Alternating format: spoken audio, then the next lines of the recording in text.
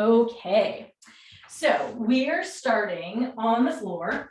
For anyone who's watching the recording, the things that you need are a bunch of pillows, every pillow in your home, a strap or something that you could hold onto your leg width from afar. And if you have a massage ball, great. I'll say these things again. I don't have a candle, but if you have a candle that you want to light, you could do that. You could play some music in the background.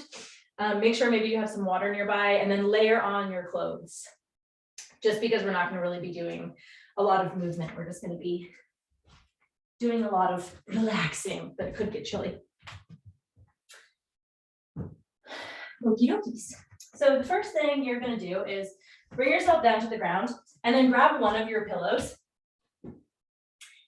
And people who take any of my classes, you will have done this before, but you're going to, it depends on how fluffy your pillow is. I'm going to fold mine in half and shove it in my armpit. So I've got a lot of contact between my rib cage and the pillow. Yes, and then what I do is I sort of hook it underneath my elbow, hold on with the other hand, and you're trying to find as much contact as possible between your rib cage and the pillow. And then you're going to close your eyes. Unless you have little humans running around that you need to watch. And you're going to breathe into the pillow. Try and breathe through your nose.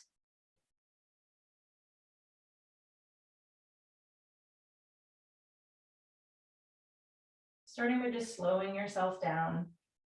The longer you can make your exhale, the fewer breaths you'll have per minute. You're aiming for like 6. That's really calm, but if you don't get there, that's okay.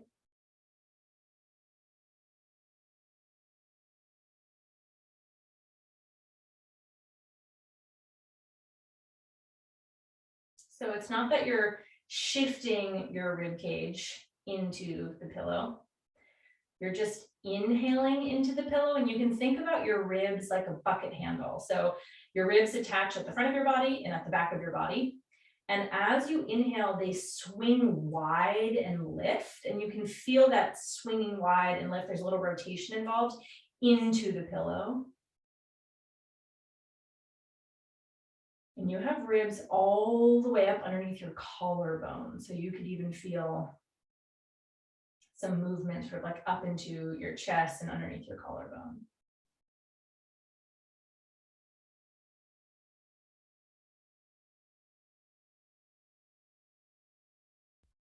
Taking one more breath here.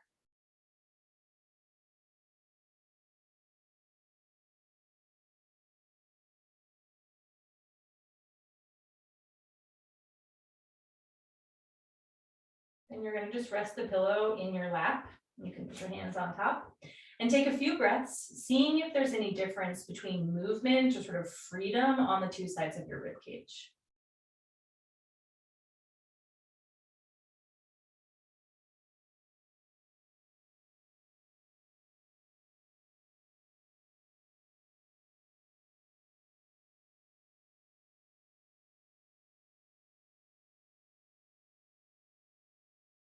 And then you can switch sides. Pillow goes into the other armpit. And so the idea here is that just having this tactile feedback from the pillow gives you more awareness of the part of your body that's touching the pillow, and that ideally allows you more freedom and more movement on that side. Letting those ribs expand as you inhale, and then as you exhale, the rib cage just deflates, the whole body deflates. And the ribs sort of fall back and down into place.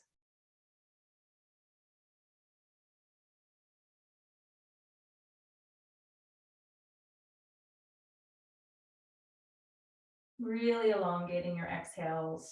And so this slow, calm breath is just what we're going to use through the rest of class. If you're in a position that your body's sort of resisting, you're just going to see if you can take a nice full inhale and a nice slow exhale, just to tell your body that it's okay. It's okay that we're doing this. It's okay that we're moving into new ranges of motion. Not that you want to overdo it. You're just sort of letting your body, giving your body permission to move into new ranges of motion. And what we're really doing right now is we're getting your diaphragm moving. So especially if you're pregnant, that diaphragm has very limited motion because everything's sort of like shoving up as your baby grows. And so lots of times during pregnancy, we lose some of that diaphragmatic mobility. And so if you're postpartum, this is a great thing to do immediately postpartum, but also it's great to practice for everybody because I kind of feel like we all are not breathing down into the diaphragm. Breathing into the diaphragm stimulates the parasympathetic nervous system, the calming nervous system. And then again, take your pillow and just put it in your lap and take a few breaths and see if now the movement in your rib cage is a little bit more balanced from side to side.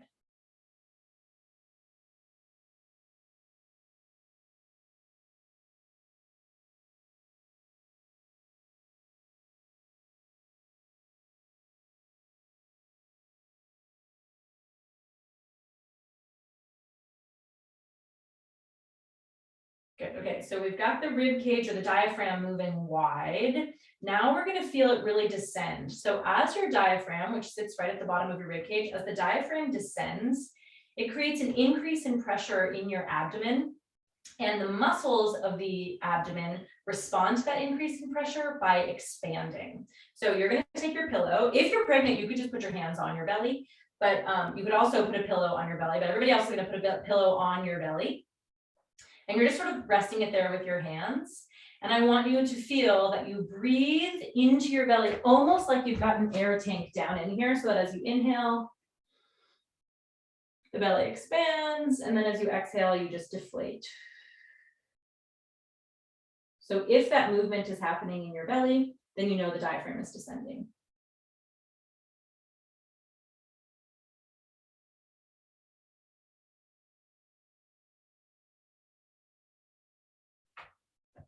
Two more like this. My favorite place to see this movement of the belly is in a little sleeping baby, because you can see their belly rise and fall.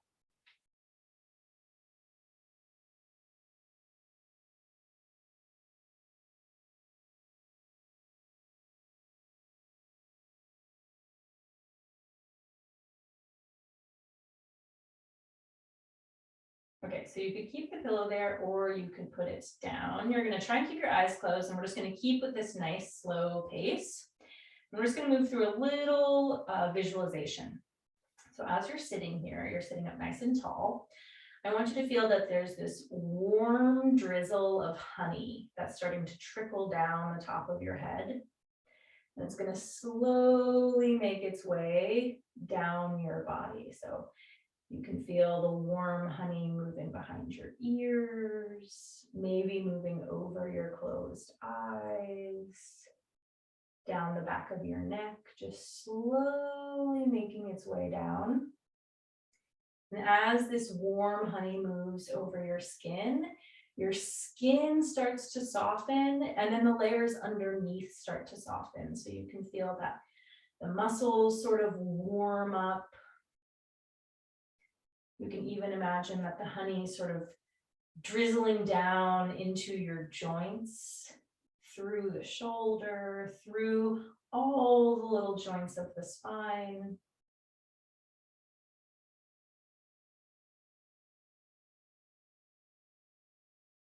Almost feeling that the honey is warming you from the outside. And that's really, that warmth is really settling into your bones.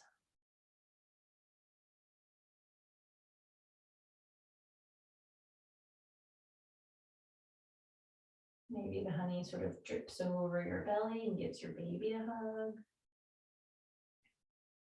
You could feel that the honey moves down through the back of the hips and sort of interweaves through the fibers of your glutes, through your hip joints.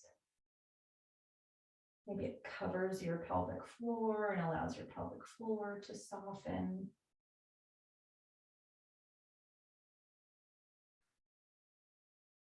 If there are certain body parts that tend to grab your attention, feel like you get a little extra honey in those places. And then it slowly continues and it just drips off of your body and sort of grounds you down into the ground.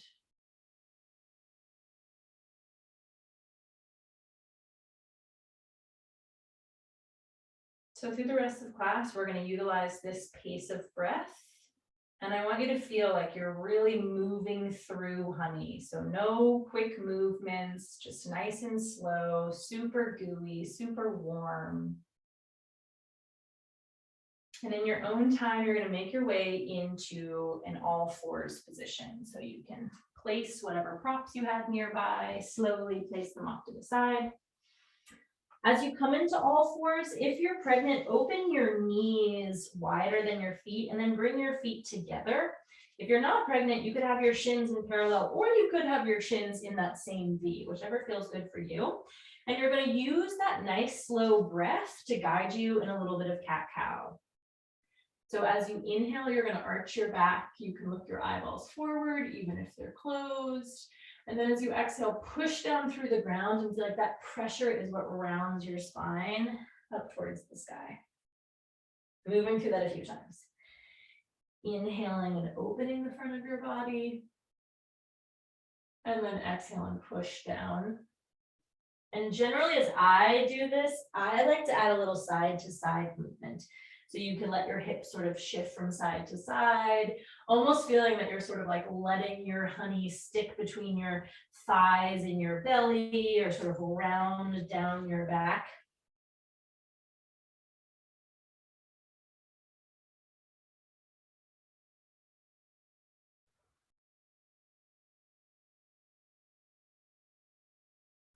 And then we're going to add a little front to back movement in with this. So as you arch your back, shift your weight really forward into your hands.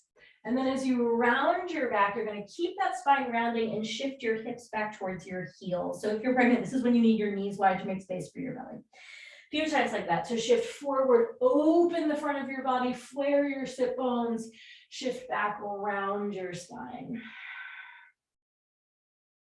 Breath can help you here.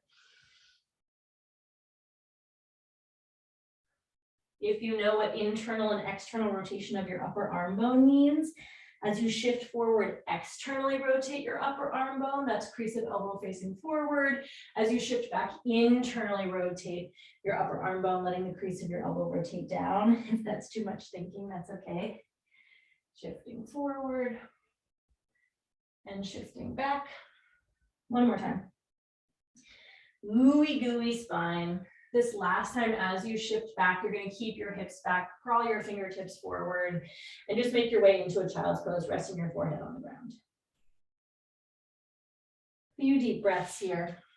So because your thighs and your belly are touching, you can't really breathe into your belly, and so that means you get to breathe into your low back. So feel like as you inhale, that elongates those muscles in between the base of the rib cage and the top of the pelvis, running next to the spine. You may also feel a gentle dropping of your pelvic floor as you inhale, which is very normal and good. And then from here, you're going to crawl both of your hands over to the left. Shift your rib cage to the right. And then take a few breaths into those right ribs, just like we did when you had the pillow on the right side of your rib cage. So we're tensioning your lat. Your latissimus dorsi, and we're breathing into it to stretch it.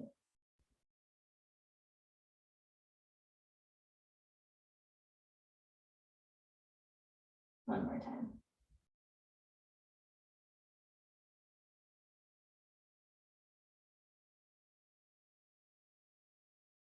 And then shift your hands over to the right side.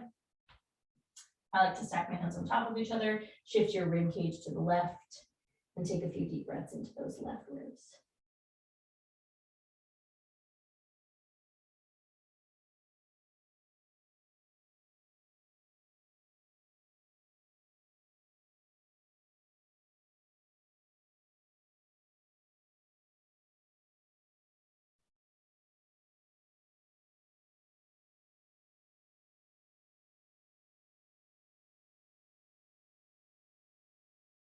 Then you're going to recenter your body, walk your hands back towards you so you're sort of propped up on your arms.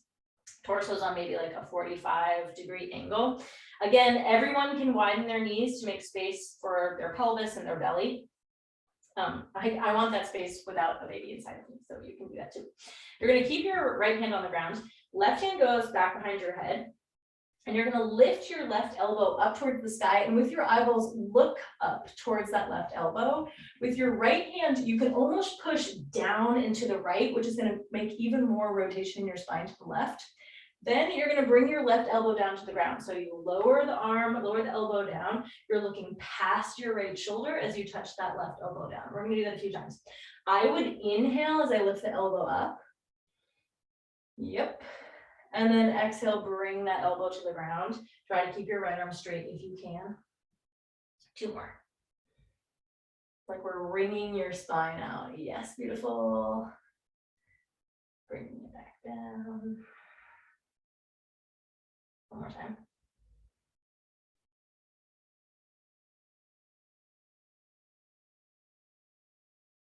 Good, then bring that hand down to the ground, we switch sides.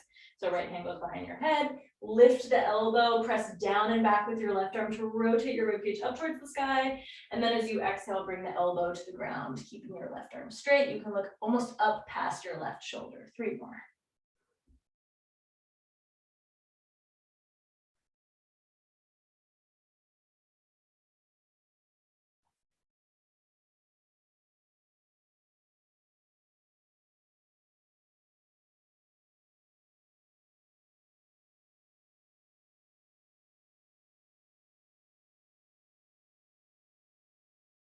Nice. Good, then you're gonna shimmy both legs in towards each other and you're gonna come up onto your knees. Everyone step your right foot forward. So you have your front knee bent at 90 degrees. So you've got this little double 90 degree at the knee situation. Now from here, you can put your hands on your pelvis because that make your pelvis make more sense. You're gonna start by tucking your pelvis. So think pubic bone forward and almost like you're drawing your belly button back. So your pelvis sort of rolls back into a tuck. You're gonna maintain this tuck and you're gonna shift your hips a tiny bit forward and then keep the tuck, maybe even try and tuck more as you shift back. So there's a deep crease underneath my left bum. This is called your subgluteal fold down here. And I maintain that crease both as I shift forward and back. I would probably exhale as I shift forward and then inhale as I shift back, but that doesn't really matter. And so what we're doing is we're opening the front of your left hip. And then if you want, optional add-on, your arms as you shift forward are gonna side bend right. And then as you shift back, keep the tuck of your pelvis, but bring your arms down and left. So as you shift forward, you're going up and side bending right. And then as you shift back, arms come down and to the left. Doing that a few times. So up and to the side, and then down and back. Make sure that your legs aren't on a tight rope. So your 2 legs are not directly in line with each other or you will fall over. Give yourself some space. Good, this is your last one. Forward and back. Great, okay, so then you're gonna open your right leg a little bit to the side and bring your hands towards the ground. I would want to step my right foot even further forward. So this may be a range of motion that feels good for you. If you're up for it, hoist that right leg a little bit further forward. Bring your hands to the ground and you're gonna open and close your right knee a few times, either just on its own. So I'm gonna deep lunge, shift to my pelvis forward, yep. Or maybe you wanna use your hand. You can do that if you want. Yes. So pregnant people, if you're like, this is way too much, you could prop yourself up on something. You could give yourself a yoga block underneath a hand. Also in my secret closet, you could prop yourself up on a birth ball. I should have told you to get a birth ball, but I forgot. So options. And then if you have the range of motion, you could bring your right knee and toes and rotate them out and come all the way down to your elbows. And then from here, you could shift from side to side. But again, if that's not feeling good, you could stay up on your hands You could continue your shifting front and back, but this is where the honey really comes into play. I feel like that honey is sort of oozing in and around your super juicy hip joints.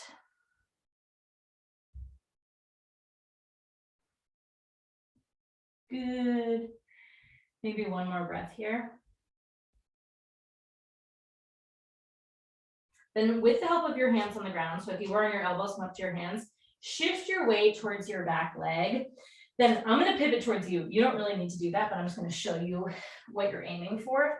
So that right leg, I'm no longer mirroring you, I'm sorry. That right leg is going to be off to the side.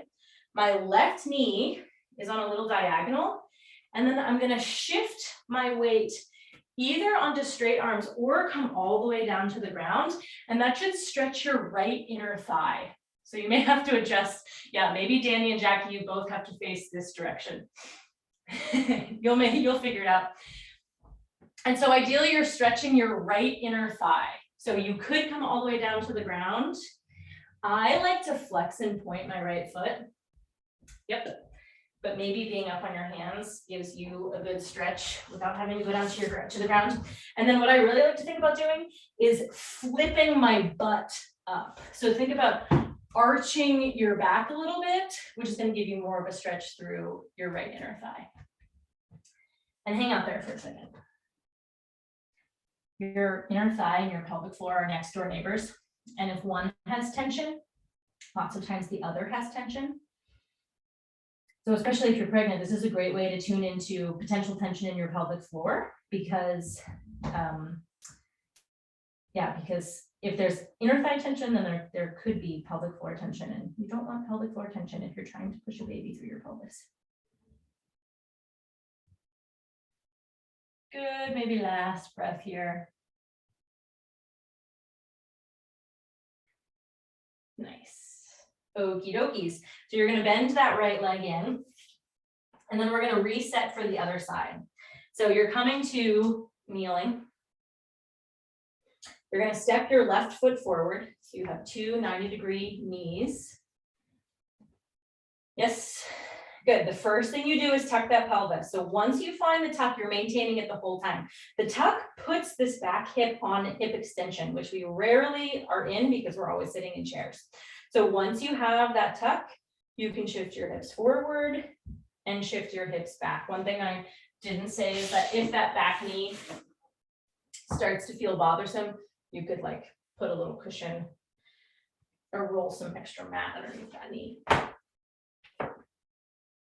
Keeping the tuck as you shift front and back.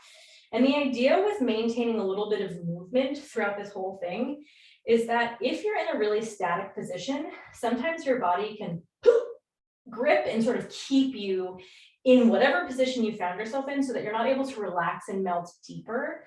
But keeping some movement just sort of keeps things flowing a little bit more. You can add your arms if you want. So you would shift forward and side bend left. And then keep the tuck, keep the tuck, keep the tuck. You go down and to the right a few times.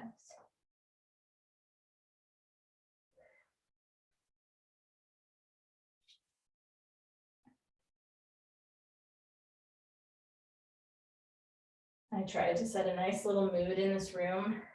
This salt lamp has a little place where you put essential oils, and then as it warms up, it moves the scent through your space. But all I had was eucalyptus, and it just smells like a swimming pool in here. It's like very chlorine heavy or something. Last one.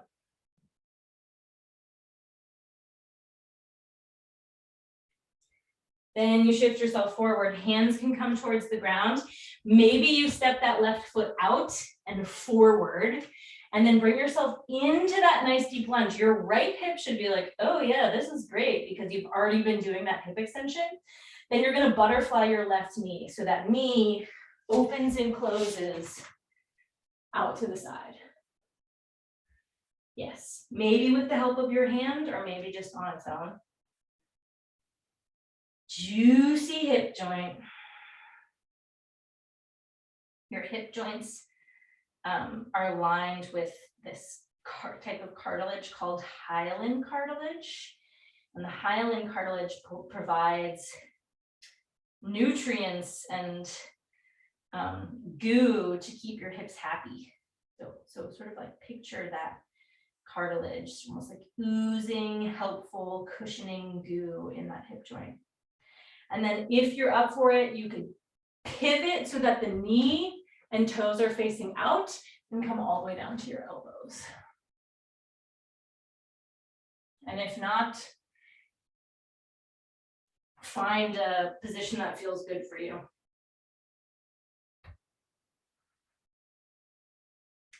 I feel like my arms are getting a workout from supporting the weight of my body.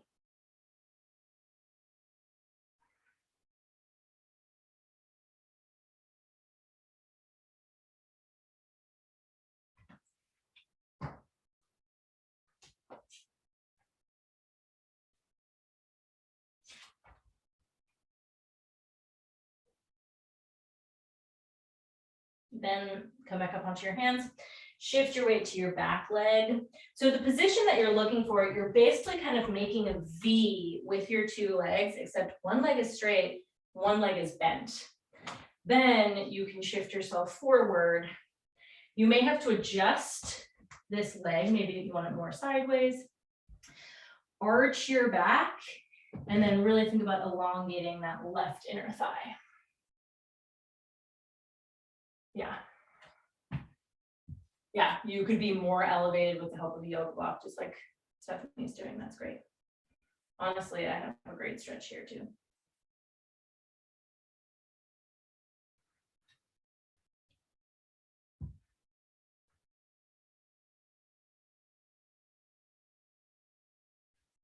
Yep, Jackie, you could come up onto that knee and bring yourself forward and dip down. That also could give you a stretch.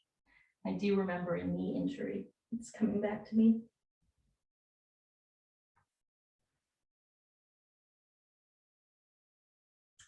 Great.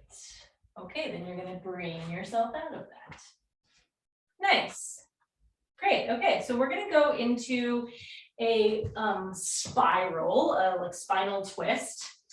I'm going to show you some pillow placement options, especially for my pregnant folks.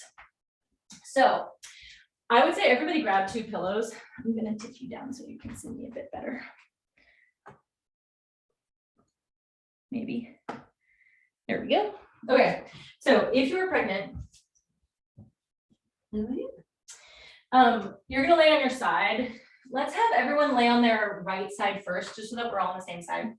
So sometimes having a pillow underneath the belly, what I would say is roll onto your back, shove that pillow in there, and then roll back onto your side. Sometimes that feels supportive for the weight of your belly. So if you need to do that, you can go ahead and do that. I'm going to not do that, just so you can see what I'm doing. And then what we're going to be doing is moving in and out of a spinal rotation. And for some people, that full rotation is too much. So you can take a pillow and put it, really nestle it right behind your body, mostly down kind of by your rib cage. So that's where it is relative to me. And then as I open, there's not such an extreme position in my rib cage. So if you want to put pillows underneath your head, underneath your belly, whatever you want, it's great. You are laying on your right side. I think you're all laying on your right side, are you? Yes, good. Okay, so knees are bent. You're resting your head down either on a pillow or like on your shoulder, and your arms are out in front of you. We're going to make a big circle. So your left arm is going to reach so far forward that that hand is completely past your other hand. And then the fingertips are going to continue touching the ground as they slowly circle overhead. So now my fingertips are reaching overhead. Sorry if my mic is being funny. And then you're going to open that left shoulder as you slowly circle your arms all the way back, not arms. And then it's going to make its way all the way down towards your hips. And it just sort of like brushes over your body as you slowly make your way back to your starting position. Glacial pace. This should take you 45 minutes. We're going to do a total of 3 circles. So the arm slowly goes overhead. You are floppy. You're a rag doll. You're letting gravity just pull you, opening your chest as you rotate. Return back to that nice deep breath.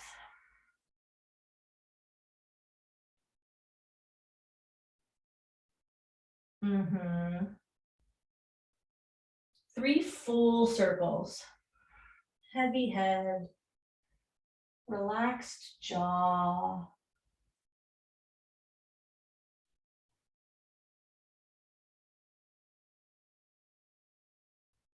Now the 4th time, as you open your arm, you're going to look back towards that left arm, and we're going to take a few deep breaths here. If you feel this in your pelvis rather than a rotation in your rib cage, you could take your right fist, put it in between your knees, and gently squeeze onto that wrist. The activation of your inner thighs, or we squeeze onto your fist. The activation of the inner thighs stabilizes the pelvic joints so that you can keep the rotation happening further up into the spine rather than in your pelvic joints, specifically your sacroiliac joints. I like to think about reaching my right hip down and away, so I'm elongating both sides of my body as I rotate. Can you breathe down into your belly? Can you breathe back into your left ribs?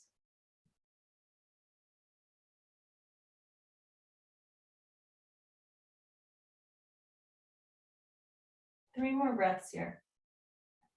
And if it ever becomes too much, you can just slowly roll to your side and sit up.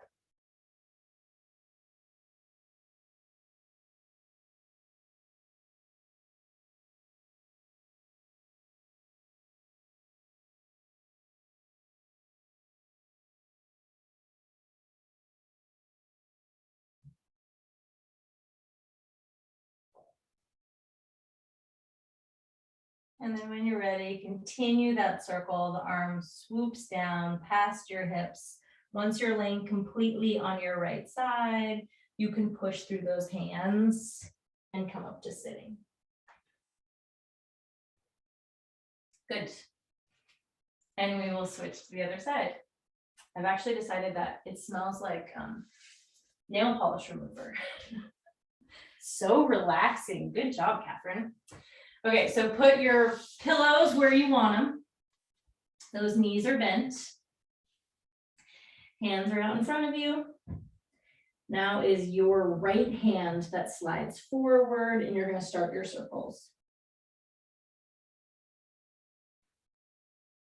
Overhead. And you may find that you have way more mobility on one side than the other. That gives you a clue into how you typically hold your body. Lots of times people have these little rotations that they sort of settle into, especially when you're holding a human.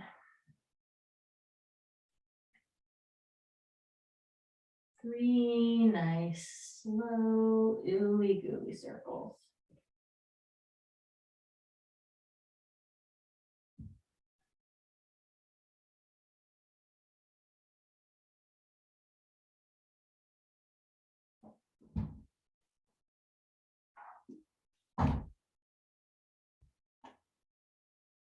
And then that 4th time, you're going to open that arm, open that right side of your chest, and hang out there. Try and look towards those right fingertips.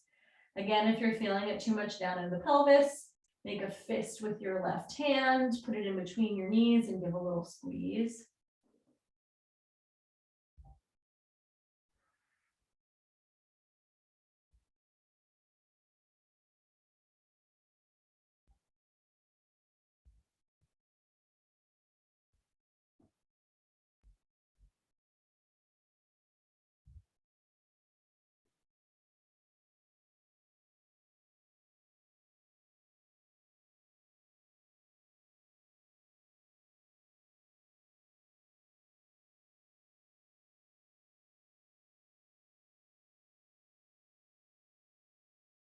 And then every time you exhale, maybe that right side of your rib cage sinks a little bit more towards the ground.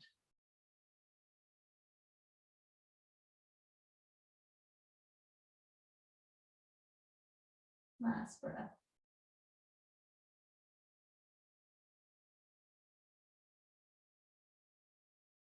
Then continue that circle. until you're laying on that left side of your body. And go ahead and push yourself up. Nice. So we're going to move into a hamstring and hip stretch, and this is when you need all of the pillows in your home.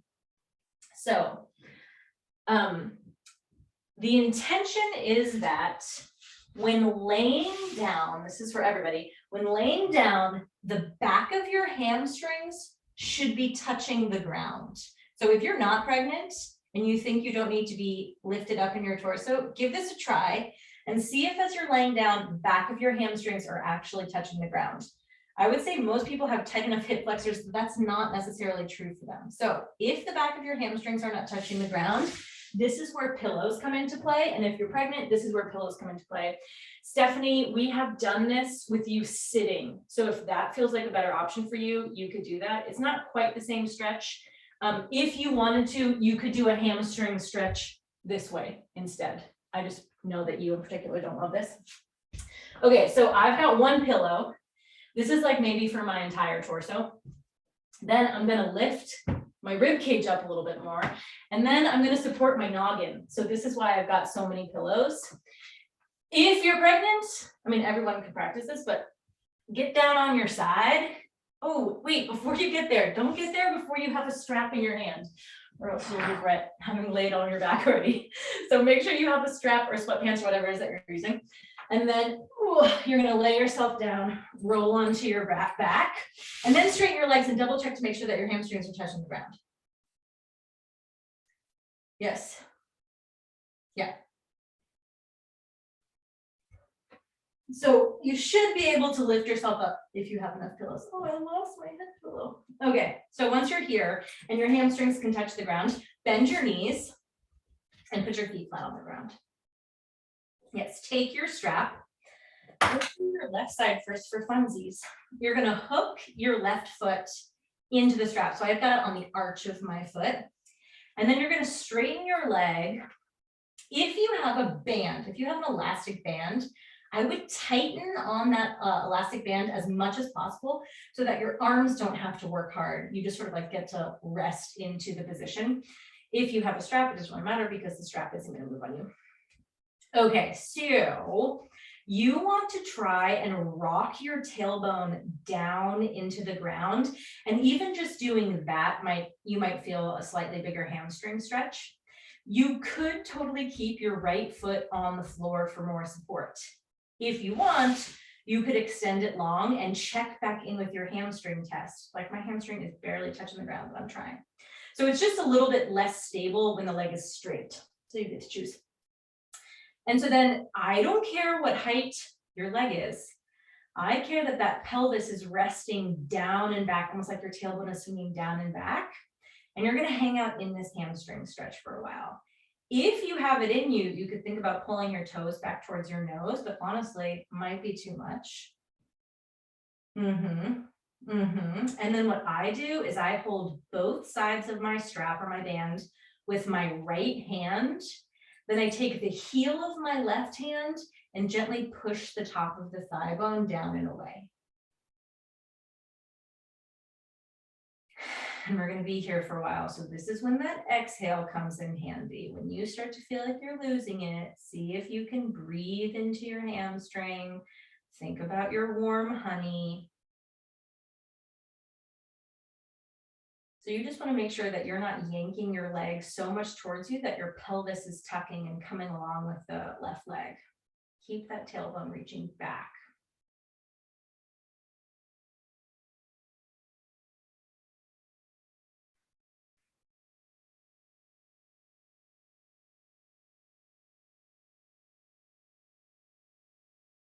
And if you are pregnant and this ever starts to feel yucky for you, just slowly roll onto your back and push yourself up to sitting. I'll try to keep an eye out to see what happens.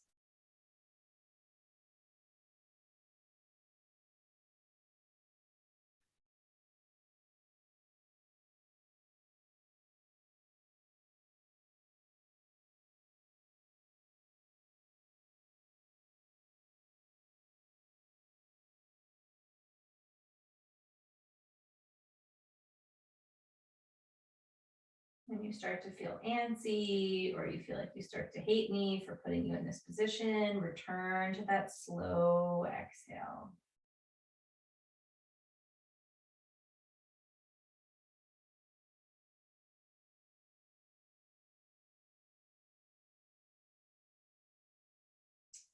You're going to let that left leg slowly cross your body just a teeny tiny bit so that the left foot ends up over top of your right hip. So maybe it's traveled like 6 inches tops. So it's just crossed your body a little bit. And that should stretch more of those muscles on the outside of your hip. These muscles connect right into your sacrum. And so if they're really tight, they can limit the sacral mobility that is necessary for birth. So these side hip muscles are great to stretch if you're pregnant. And I'm sure everybody else feels this too, that's for sure. And then if you're trying to make it one level spicier, you could reach the pinky toe side of your foot up towards the sky and the big toe side of your foot towards you so that your foot is facing towards the right. And that's going to give you an extra little stretch through your side shin muscles called your PROnatals.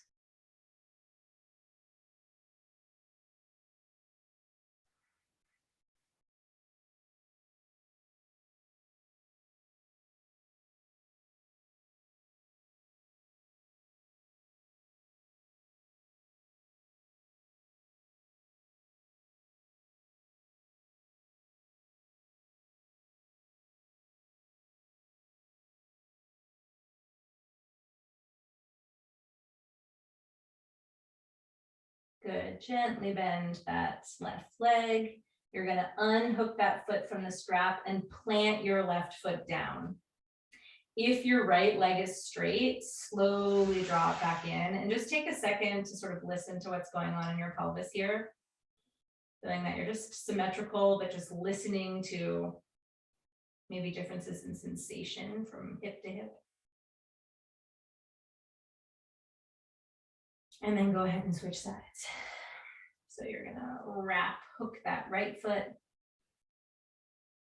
It probably needs to be a little bit further away from you than maybe you feel like it should be. Rock that tailbone back into the ground. Maybe your left leg extends long.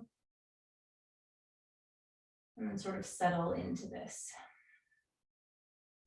Maybe you hold on to your strap with your left hand and use the heel of your right hand to gently press the top of the right thigh bone away.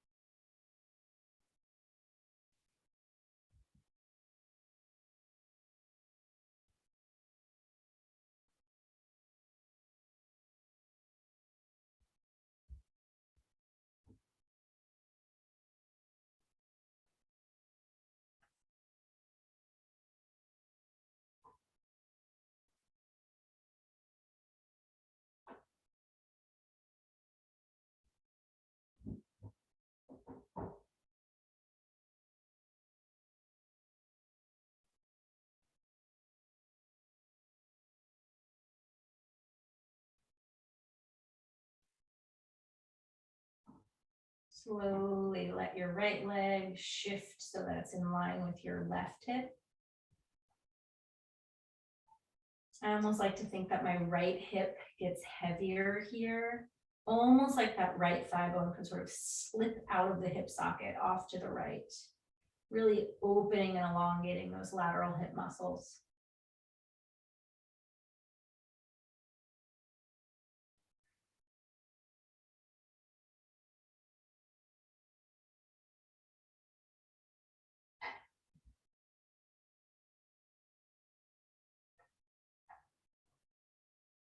And then if you're looking to spice it up one more notch, pinky toe side of the foot up, big toe side of the foot down, so that your foot is facing towards the left.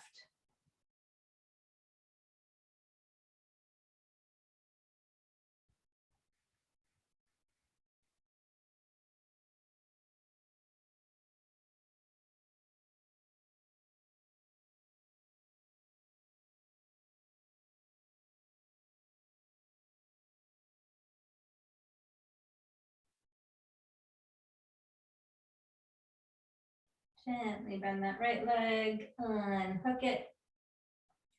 I would say probably bring both feet to the ground, so bend both of your knees. You're gonna roll off to one side or the other and just find child's pose for a few moments, taking deep breaths down into your pelvis, just sort of hanging out in a really symmetrical place.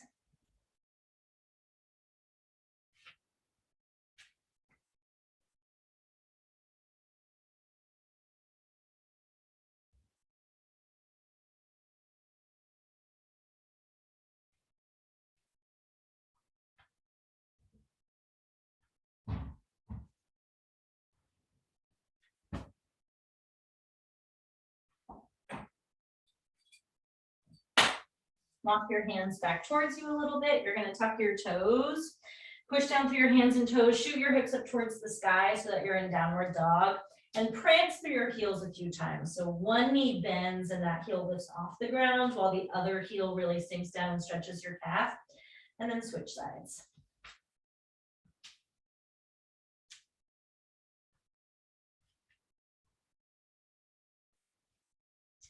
And then you're either going to walk your hands towards your feet or your feet towards your hands. Bend your knees. If you're pregnant, you probably really got to widen those feet to make space for your belly. And you're going to hang out in a place that's comfortable for you. So maybe you have your hands on your knees. Maybe you have your hands on your ankles. If you're able to completely drop your torso down, interlace your hands overhead and just take a few deep breaths, letting gravity pull on your spine from a new direction.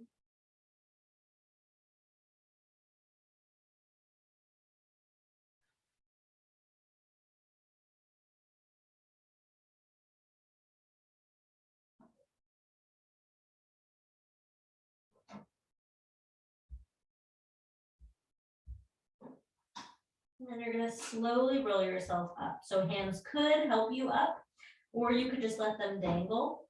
You can bend your knees a whole bunch, pointing your sit bones down towards the ground, and then just slowly restack, bit by bit by bit by bit by bit. Nice. Good. Okay. Let's come to, I think I have to cut something. Okay, let's come to sitting. And you're going to need your strap, whatever you were using for your strap. Maybe sitting in a chair. I guess it doesn't really matter. You really want to be able to sit up on your sit bone. So I'm going to sit in a chair or an ottoman or whatever you're on. And we're going to start with the pec stretch. So grab your band.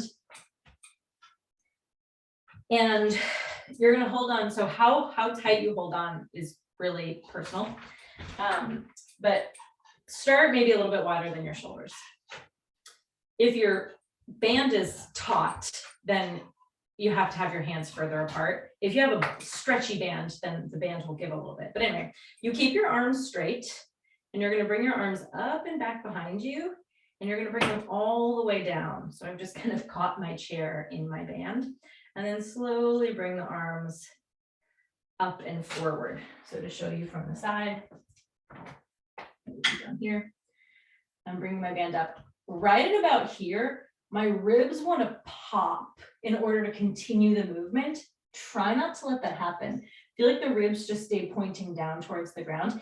And if there's like no way your arms are going to end up making the circle, widen your grip. Yes.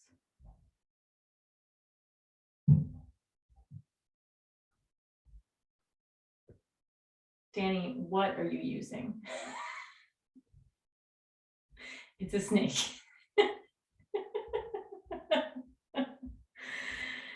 Good. Okay, so this, your arms can come in front of you. I'm going to show you this next thing from the side. So now you can, if you have to take your grip really, really wide, you can narrow it a little bit.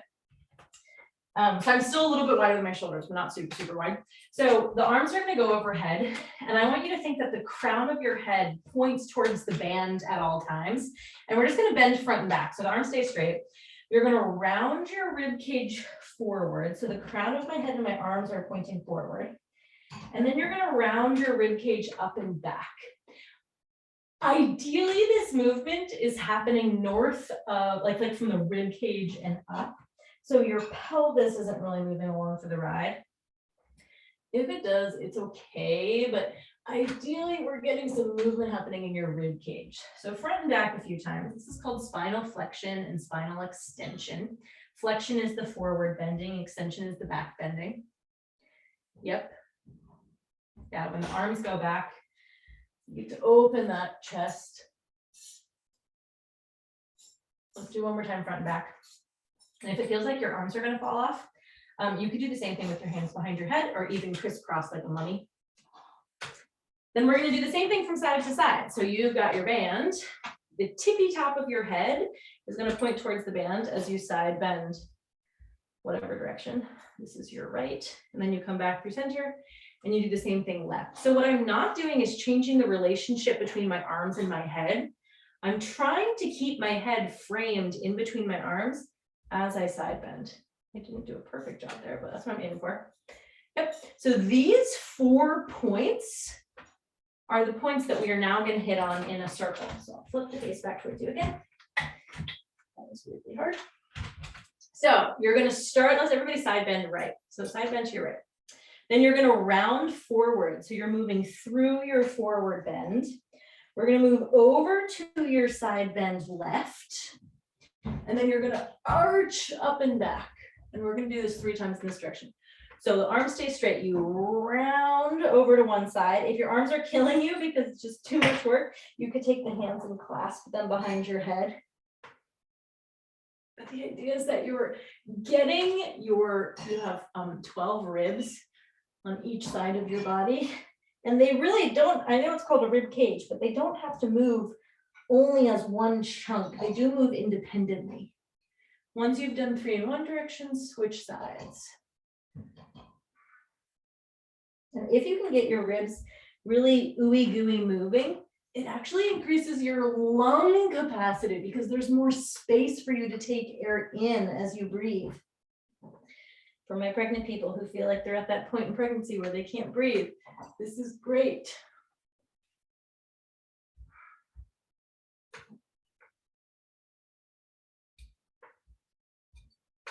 Nice. Once you have done that, you are done with that. Okay, we're going to do one more thing. I'm going to go 5 minutes over. If you have to leave, no problem. If you have a massage ball, you're going to grab it. I don't know where mine is. Good thing I have. Oh. Okay. So really quickly, you have a muscle. It's called your pec minor. And it runs from your arm down into your rib cage. It is underneath your pec major. And when you are always looking at your phone or feeding a baby all the time, whoops, I'm tripping, your upper arm bone and your shoulder are internally rotated, and that shortens, that creates a chronically short pec minor. So we're going to either use the massage ball to massage your pec minor, or we're going to give it a stretch. So I'm going to first show you the massage ball version. Stick your finger in your armpit. Yes. And then this little muscle here, you're going to engage it. You can maybe see me like I'm tensing my pec there. That's where you want to aim for. So the ball goes right there. Do we all have a ball? Does everyone have a ball? Yes. Oh my gosh. Okay, amazing. Okay, you and your ball are going to go to the wall, and you gently push the ball into the wall via your pec, and you're just going to go for a little tour of the front of your shoulder and of your pec. This is not a no pain, no gain situation. Go ahead, you can go to the wall. This is not a no pain, no gain situation. Think that you are creating space and opening this stuff here. Yeah, okay, I'm going to show a stretch just in case someone doesn't have a ball. So if you don't have a ball, you stand facing the wall, you put your arm, your palm on the wall on a diagonal, upward diagonal, and then you rotate away from the wall, and that's going to stretch your pec. And then what I do, if I'm facing the wall and this is my hand, I internally and externally rotate the shoulder, and that changes up the stretch. For my ball people, as you're doing this, you could lift and lower the arm that you're working on. And that will just pull on the muscle fibers of your pec. I mean, like, are you exactly getting your pec finer? Maybe, but maybe you're sort of drawn to a different part of your pec. That's okay.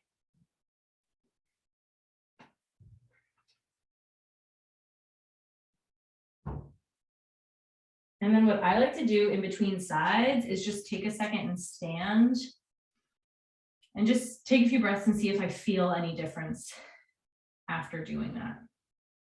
I personally feel like the shoulder that I just did feels like it can be wider and more open. And then whenever you're ready, switch sides.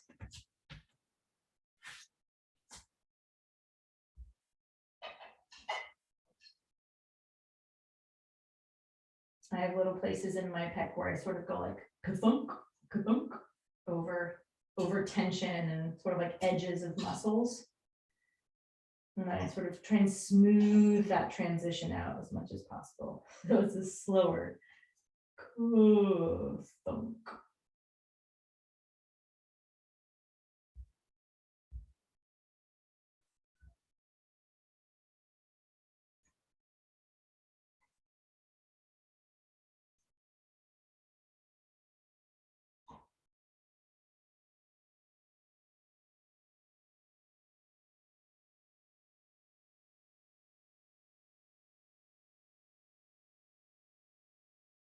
And then you can slowly step away. Okay, there's one more thing I want to do. So to respect everyone's time, I'm going to move on to the last thing. If you have a ball, you can do so many things up against the wall. So I lots of times put it in between my shoulder blade and my spine and roll up and down. I massage this upper trap on top of my shoulder. I put it in my hip and roll around. You can do so many things. I should have just a ball class. But we're going to finish sitting. So come back to your chair. And you're going to interlace your hands, and the heel, it's better if you do this under your hair, but the heel of your hand is going to sort of cup the base of your skull. And so as you're sitting here, you're going to gently press the heels of your hands into your skull and pull up. So you're elongating the back of the neck, and you may almost feel like you give yourself a few extra chins. But you're pulling your spine up. You could even sort of like rock your head side to side with the help of your hands. Close those eyes. I feel like you're just giving your spine an extra little bit of traction. And then keep the head reaching up towards the sky, but slowly release the pressure. And you're going to bring one hand to your chest and one hand to your belly. And feel like you keep that elongation through the back of the neck. And then we're going to end with just a few belly breaths. So that chest hand isn't going to move. Feel like you have a nice warm hand. And you're just going to breathe into your belly hand.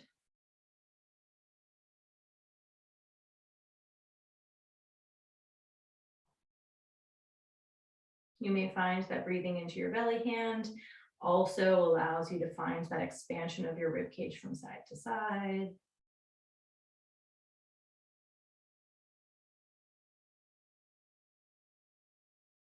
Continuing to feel that elongation through the back of the neck.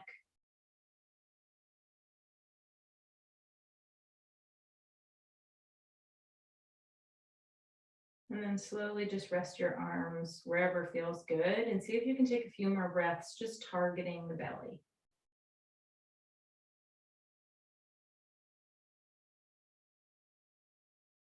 And so as much as possible, the more that you can live here in this breathing pattern, this slow, deep diaphragmatic breath, the more your parasympathetic nervous system will be in charge. Also, diaphragmatic breathing helps with digestion and pelvic floor health. So when you don't know what to do with your body and you're feeling kind of stressed, this is what you can always return to.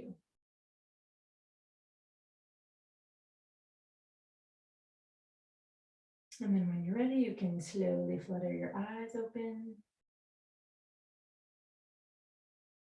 And that's all. Thank you, everyone. Happy 2021. Happy New Year. Thank you, thank you.